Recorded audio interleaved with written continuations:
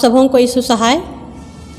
आइए आज के पवित्र आराधना को आरंभ करते हुए हम साक्षी वाणी से गीत गाएंगे। साक्षी वाणी गीत नंबर 103। साक्षी वाणी गीत नंबर 103। आओ तुम जो दीनहीन पापी, दुखित क्लेशित बिन विश्राम।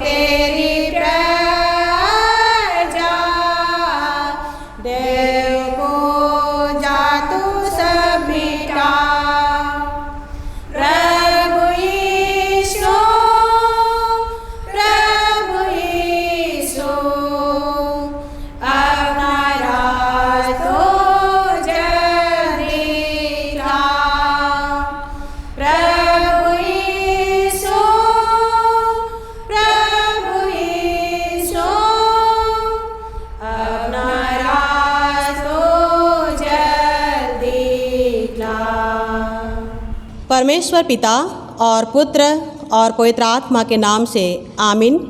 हमारी सहायता ईश्वर के नाम से है जिसने स्वर्ग और पृथ्वी को सिरजा। स्तुति होवे पिता को और पुत्र को और पवित्र आत्मा को, जैसा हुआ आरंभ में, जैसा है और जैसा रहेगा, सनातन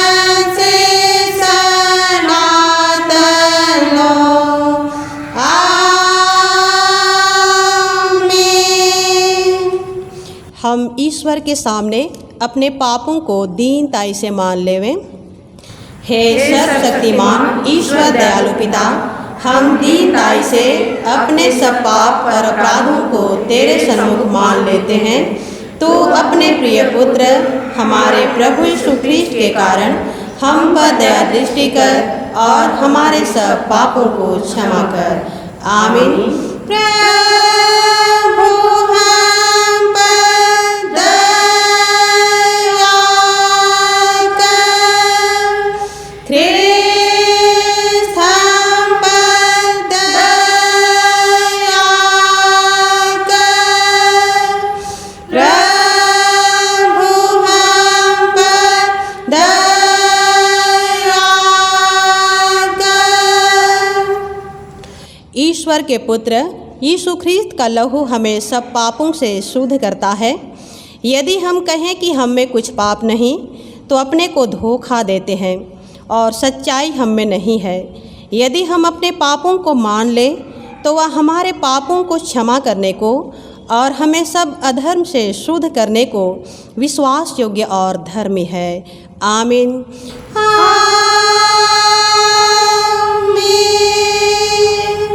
मंडली उठे, सबसे ऊंचे स्थान में ईश्वर का गुण अनुवाद हो।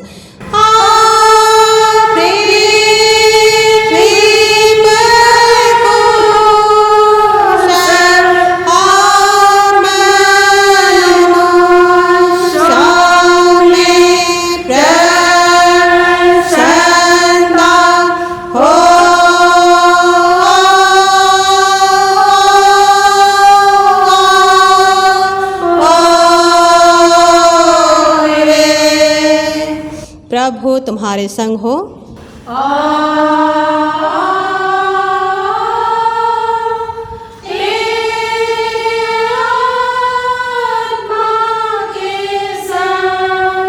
हम प्रार्थना करें। हे प्रिय प्रभु स्वर्गवासी पिता, हम तेरा धन्यवाद करते हैं कि तू अपनी कृपा से हमारा विनाश नहीं चाहता है, परंतु कि हम अपना मन तेरी ओर फिराएं और बच जाएं। हम तेरी विनती करते हैं, अपना पवित्र आत्मा हमको दे कि वह प्रतिदिन हमारे मनों में सच्चा पश्चाताप उत्पन्न करे, हमारे हृदयों में पाप क्षमा और अनंत जीवन की लालसा जन्मे और तेरी अपार कृपा को विश्वास से ग्रहण करने और उसमें स्थिर रहने के लिए हमको सामर्थ्य दे। हर प्रकार की परीक्षा में हमको संभाल कि जिससे अनुग्रह के द्वारा अंत में परम सुखी हो जाएं, हमारे प्रभु यीशु ख्रीष्ट के कारण। आमीन।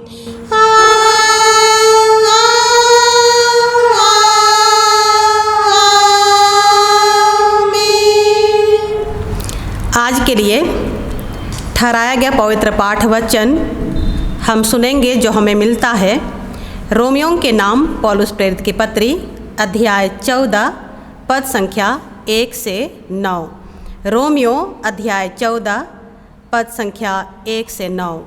और इस वचन को पढ़ने में हमारी अगुवाई करेंगी बहन निर्मला तिग्गा। जो विश्वास में निर्बल है उसे अपनी संगति में ले लो, परंतु उसकी शंकाओं पर विवाद करने के लिए नहीं। एक को विश्वास है कि सब कुछ खाना उचित है, परंतु जो विश्वास में निर्बल है वह साग पात ही खाता है। खाने वाला ना खाने वाले को तुच्छ ना जाने और ना खाने वाला खाने वाले पर दोष ना लगाए, क्योंकि परमेश्वर ने उसे ग्रहण किया है। तू कौन है जो दूसरे के सेवक पर दोष लगाता है? उसका स्थिर रहना या गिर जाना उसके स्वामी ही से संबंध रखता है, वरन वह स्थिर ही कर दिया जाएगा, क्योंकि प्रभु उसे स्थिर रख सकता है। कोई तो एक दिन को दूसरे से बढ़कर मानता है और कोई सब दिनों को एक समान मानता है। हर एक अपने ही मन में निश्चय कर ले, जो किसी दिन को मानता है वह प्रभु के लिए मानता है, जो खाता है वह प्रभु के लिए खाता है, क्योंकि वह परमेश्वर का धन्यवाद करता है, और जो नहीं खाता वह प्रभु के लिए नहीं खाता और परमेश्वर का धन्यवाद करता है। क्योंकि हम में से ना तो कोई अपने लिए जीता है और ना कोई अपने लिए मरता है। यदि हम जीवित हैं तो प्रभु के लिए जीवित हैं, और यदि मरते हैं तो प्रभु के लिए मरते हैं। अतः हम जिए या मरे, हम प्रभु ही के हैं, क्योंकि मसीह इसीलिए मरा और जी भी उठा कि वह मरे हुओं और जीवितों दोनों का प्रभु हो। यहाँ तक आमीन। तेरा धन्यवाद होवे हे ख्रिस्ट यीशु। हालेलुया, हालेलुया, हालेलुया, हालेलुया।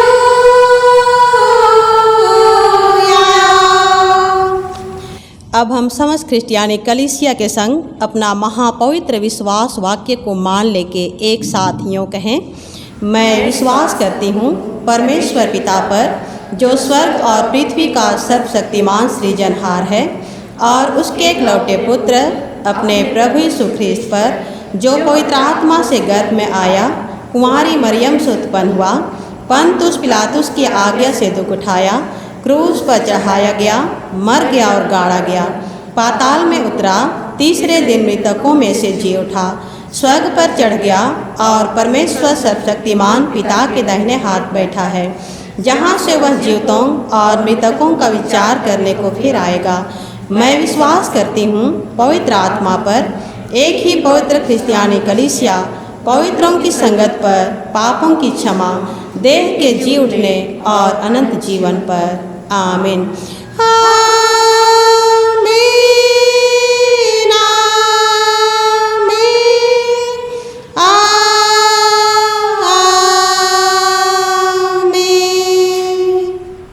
आराधना के लगातार में हम दूसरा गीत गाएंगे साक्षी वाणी से। साक्षी वाणी गीत नंबर 345, साक्षी वाणी गीत नंबर 345, हर एक खोए और दबे हुए प्राण।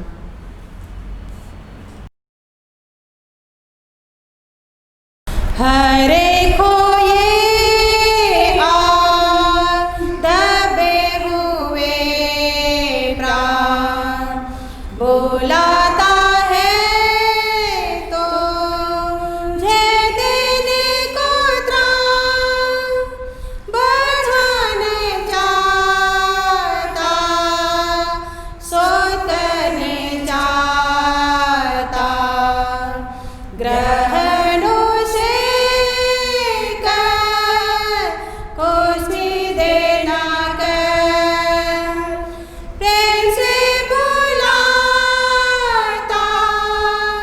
धीरज से देता, यीशु चरवाहा बुलाता है, प्रेम से बुलाता, धीरज से देता, प्रेम से बुलाता,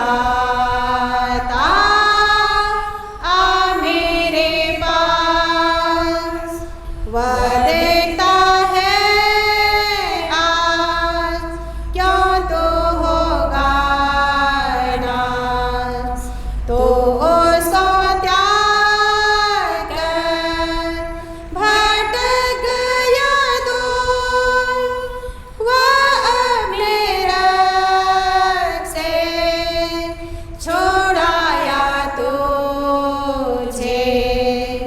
यह अद्भुत हो अनोखा प्यार, कैसे बुलाता,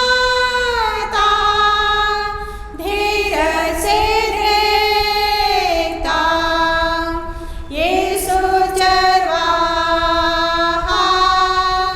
बुलाता है, प्रेम से बुलाता,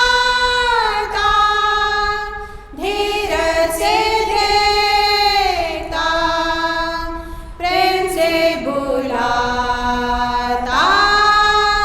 आ मेरे पास।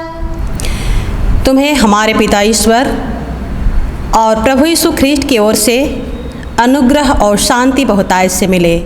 आमीन। हम प्रार्थना करें।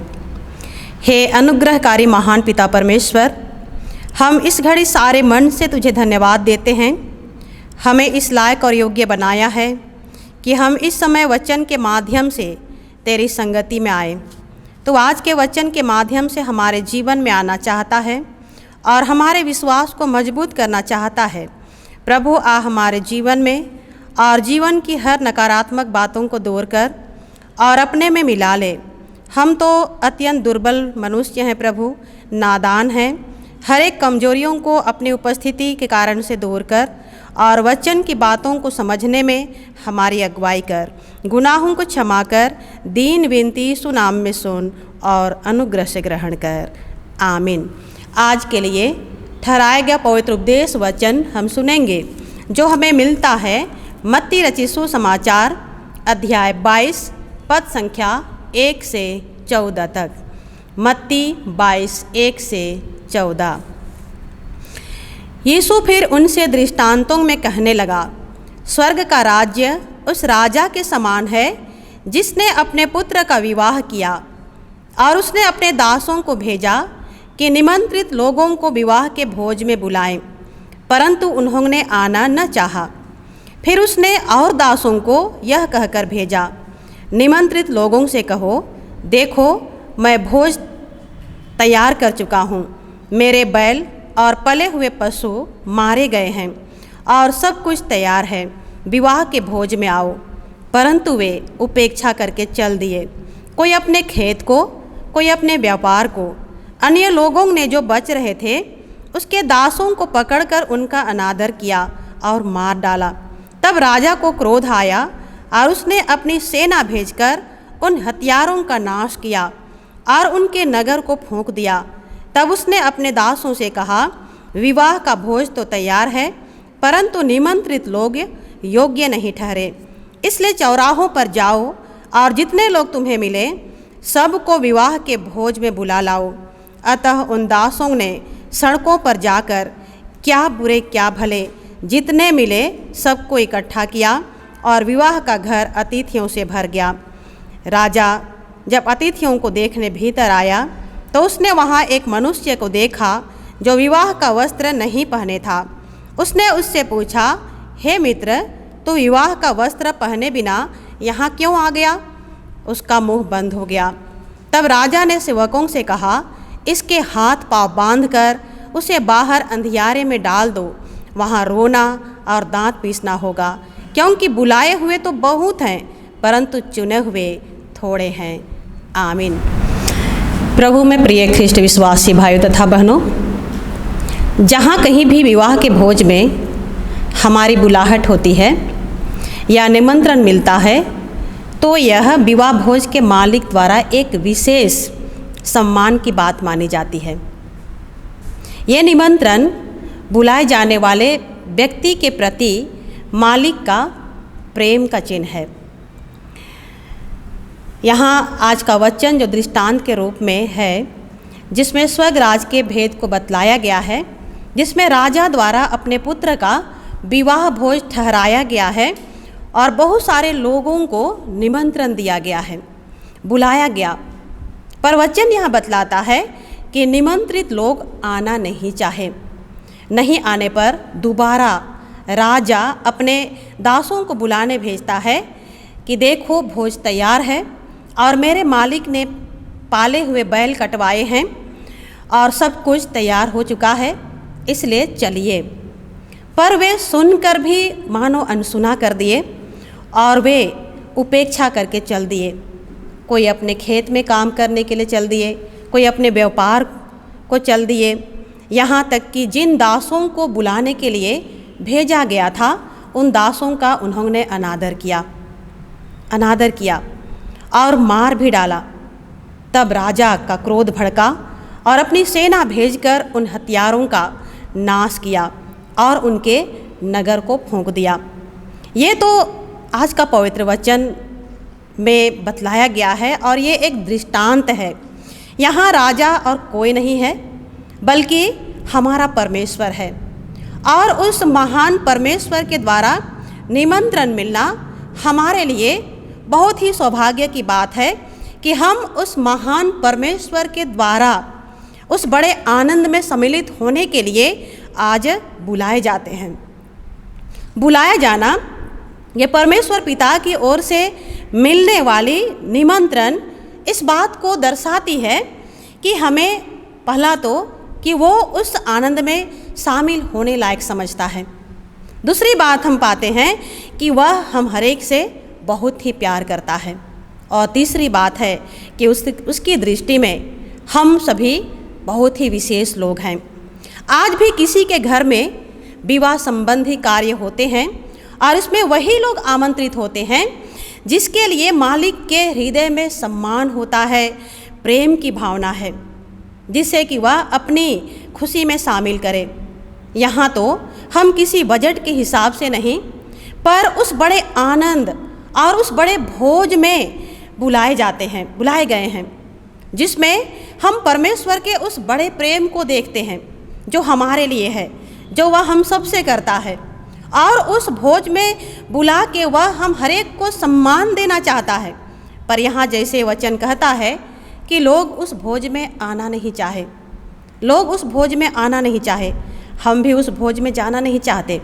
परमेश्वर जो भोज में बुलाता है हम उसमें जाना नहीं चाहते। आज क्यों स्वीकार नहीं करते उस निमंत्रण को? क्योंकि संसार के मालिक, या तो कहें संसार के क्षणिक आनंद में हमारी आँखों को इस संसार के मालिक ने अंधा कर दिया है। इस संसार का क्षणिक आनंद मानो हमारी आँखों को अंधा कर दिया है कि उस बड़े आनंद में शामिल होना हम नहीं चाहते। लेकिन तब भी पिता सब्र करता है, हमारे लिए वो सब्र करता है और दोबारा कोशिश करता है और सेवकों को भेजता है कि दोबारा बुलाने पर वो उनकी आवाज़ सुनी जाएगी, वे लोग आएँ, पर नहीं आते। इसमें परमेश्वर और हमारे बीच के संबंध की साफ झलक दिखाई गई है, साफ झलक दिखाई देती है।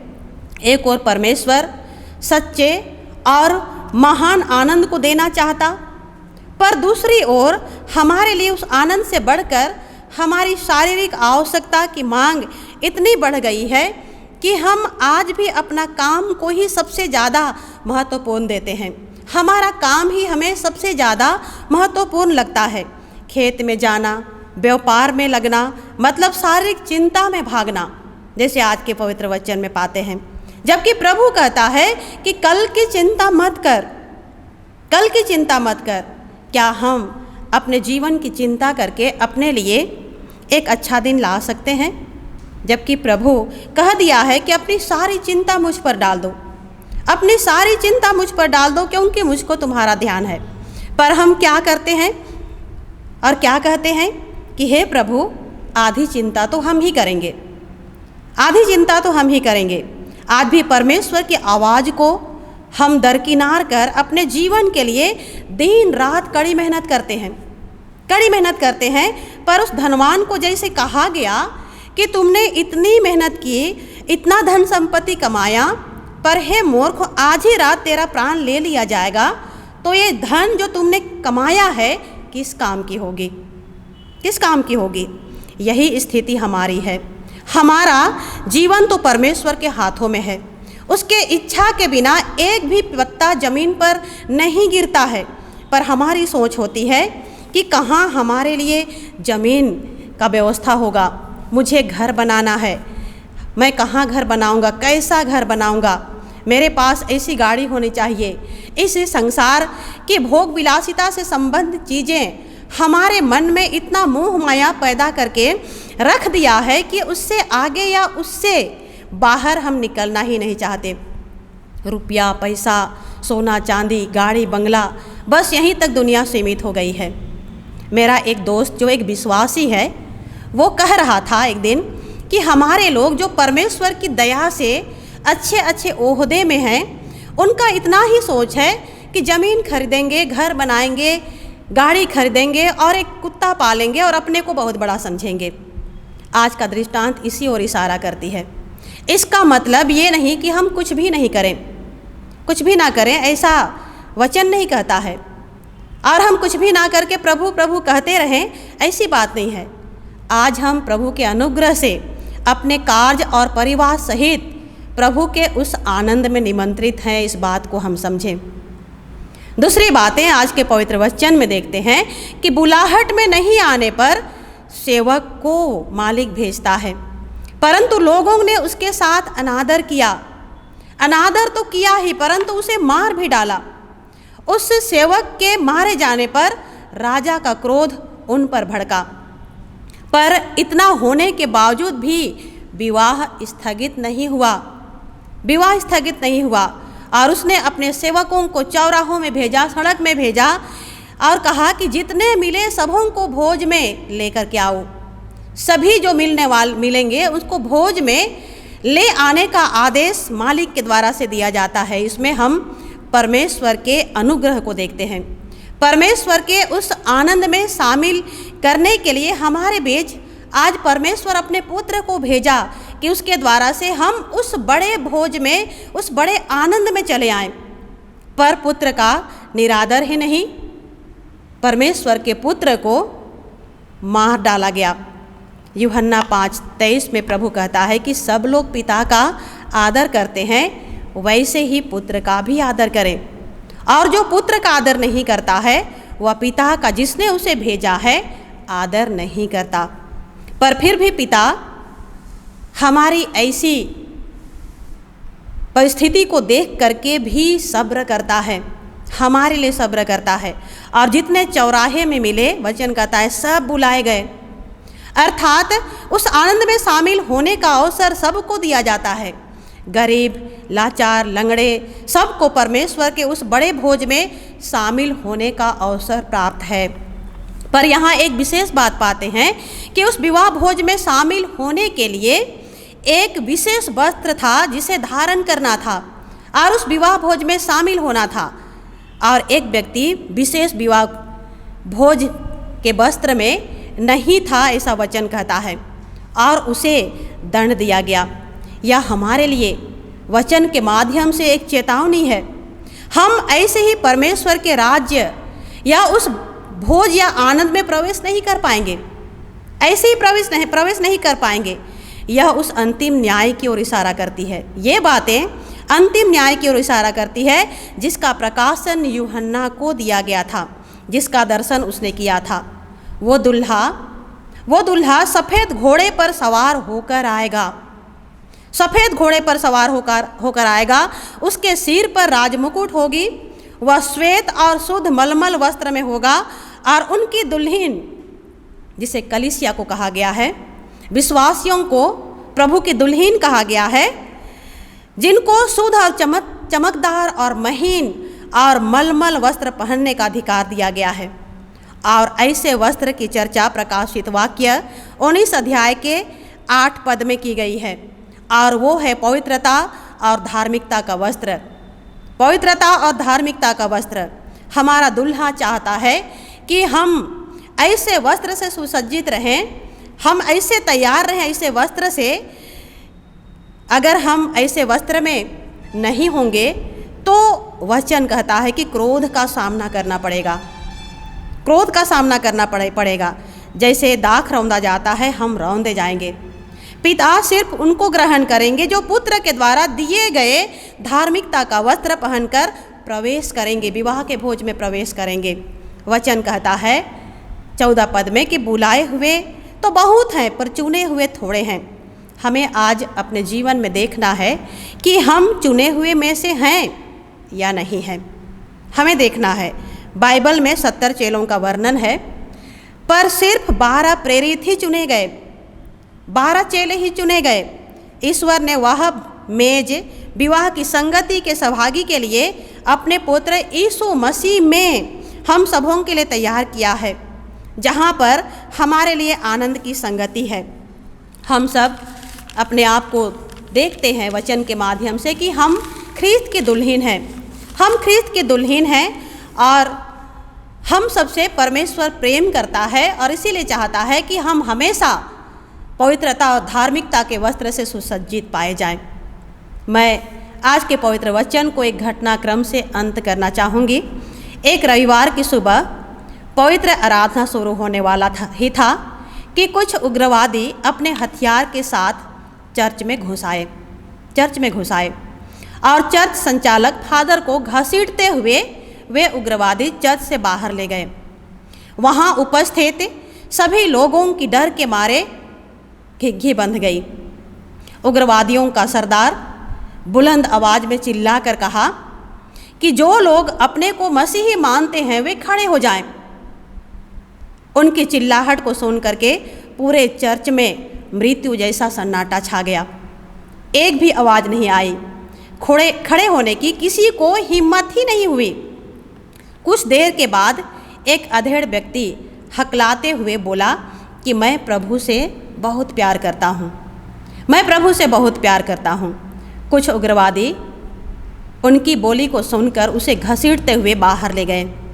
बूढ़े व्यक्ति के साहस से प्रेरित होकर और कुछ लोग खड़े हुए। उन्हें भी वे उग्रवादी घसीटते हुए बाहर ले गए। फिर बाहर से गोली चलने की आवाज़ आई और चर्च में जितने बचे थे डर के मारे दुबके रहे। प्रभु के नाम पर किसी ने हिम्मत नहीं दिखाई सामने आने की। उग्रवादियों के सरदार ने बाकी बचे लोगों को हिराकत भरे स्वर में कहा, तुम लोगों को इस चर्च में रहने का कोई हक नहीं है। तुम मसीही कहलाने के लायक नहीं हो। यहाँ से भाग जाओ वरना सबों को गोली से मार दूंगा। दोबारा चर्च में तब आना जब तुम अपने ईश्वर के नाम पर खड़े होने का हिम्मत कर सको। डर के मारे चर्च से वे निकले। बाहर का नज़ारा देखकर उन सब की आंखें पथरा गई। यीशु के नाम पर खड़े हुए जितने लोगों को बाहर निकाला गया था सभी सुरक्षित थे। आज कलीसिया में 3 तरह के विश्वासियों को हम देखने पाते हैं। पहले तरह के विश्वासी वे लोग होते हैं वे जो यीशु के नाम पर खड़े होने की हिम्मत दिखाते हैं। दूसरे तरह के मसीही होते हैं जो बाहर से धार्मिक दिखते पर अंदर से वे बिल्कुल झूठे होते हैं। और तीसरे तरह के मसीही होते हैं जो अपनी सुविधा और फायदे के लिए चर्च से जुड़ते हैं और चर्च से फायदा लेना हो तो मसीही और कुछ देना हो तो हाथ वे खींच लेते हैं। आज हमें देखना है कि हम किस तरह की दुल्हन है। प्रभु की दुल्हन के रूप में हम अपने जीवन को किस तरह से प्रभु को समर्पित करते हैं। हम किस तरह के वस्त्र में सुसज्जित हैं, हमें अपने को देखना है। प्रभु हमारी सहायता करे कि हम उस विवाह भोज में अच्छी तैयारी के साथ में और अच्छा वस्त्र के साथ में आए। आमीन। हम प्रार्थना करें। दयालु पिता परमेश्वर, आज के वचन के लिए तुझे धन्यवाद देते हैं और तुझसे अगुवाई चाहते हैं क्योंकि हम बुलाए गए हैं उस विवाह भोज में शामिल होने के लिए और यह तेरी दया है। हमारी मदद कर प्रभु कि हम एक अच्छा धार्मिकता और पवित्रता का वस्त्र धारण करके उस भोज में जा सकें। यीशु नाम में विनती सुन और अनुग्रह से ग्रहण कर। आमीन। और ईश्वर की शांति जो समस्त ज्ञान से ऊर्ध्व है ख्रीस्त यीशु में प्रत्येक के मन और हृदय की रक्षा रखवाली करे अब से लेकर सदालों तक। आमीन। आराधना के लगातार में हम तीसरा गीत गाएंगे और ये भजन से है।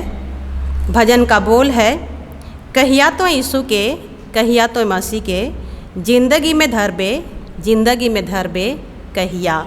और इसी के लगातार में और एक भजन गाएंगे और भजन का बोल है, यीशु तोर ठिना हमर जीवन आहे, यीशु तोर ठिना हमर जीवन आहे। कहिया तो यीशु के कहिया तो मसीह के जिंदगी में धरबे कहिया। कहिया तो यीशु के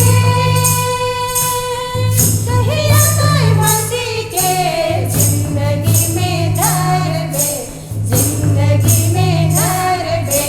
कहिया।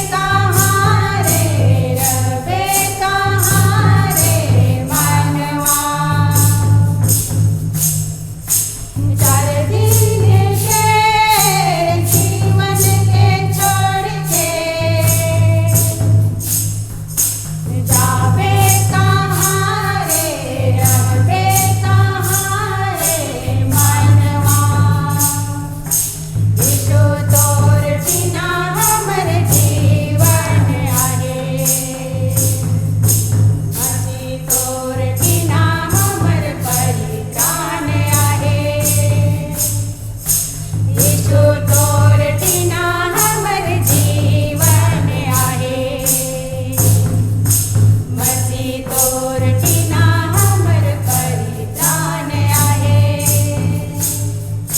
यीशु तोर टीना हमर जीवन आहे। मसीह तोर टीना हमर परित्राण आहे।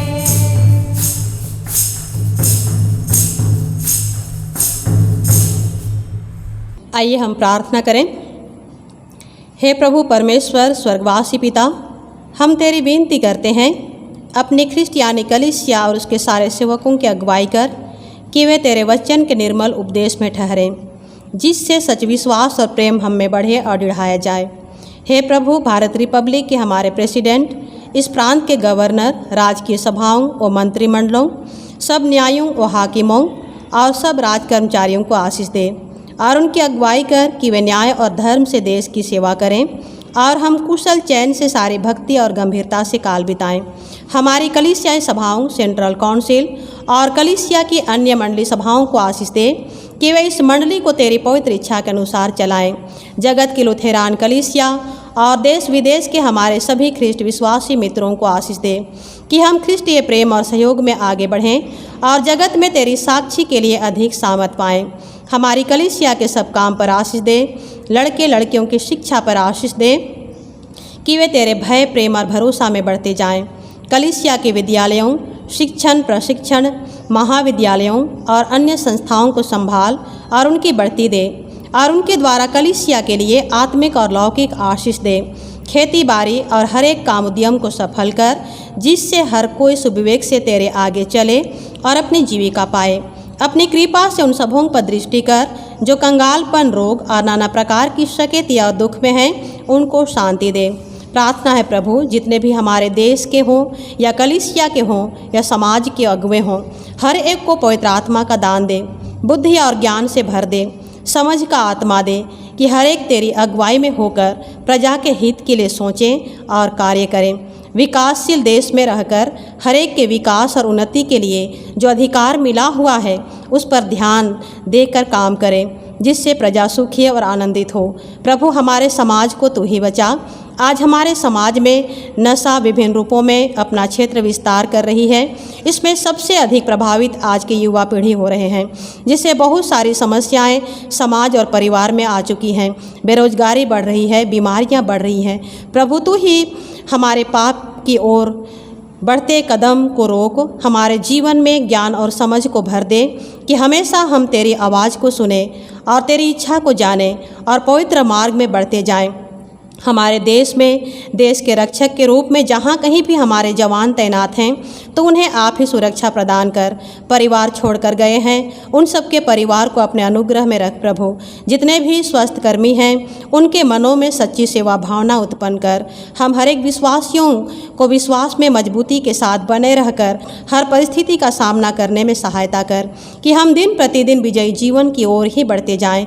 जितने भी बीमार माँ बाप, भाई बहनें हैं, प्रभु चंगाई के लिए तुझसे निवेदन करते हैं।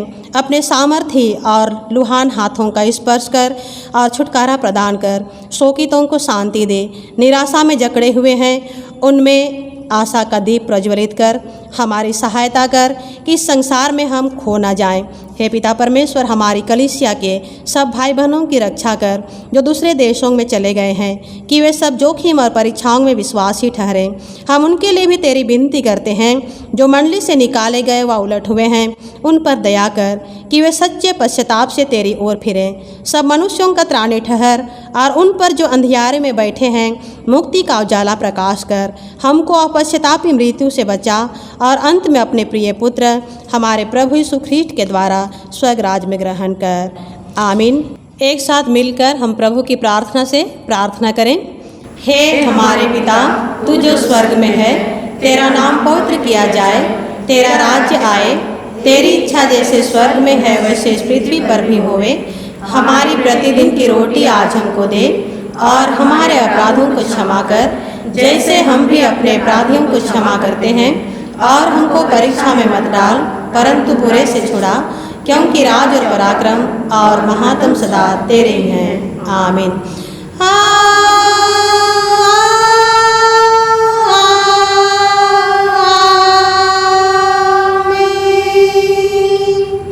अब त्रिएक ईश्वर का आशीर्वाद विश्वासी और दीन मन से ग्रहण करें। परमेश्वर तुझे आशीष देवे और तेरी रक्षा करे। परमेश्वर अपना मुख तुझ पर प्रकाश करे और तुझ पर अनुग्रह करे। परमेश्वर अपना मुख तुझ पर प्रकाश करे और तुझे कुशल देवे। आमीन।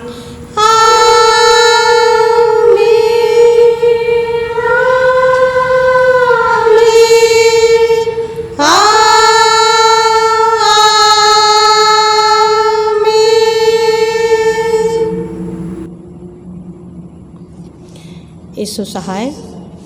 यीशु तोर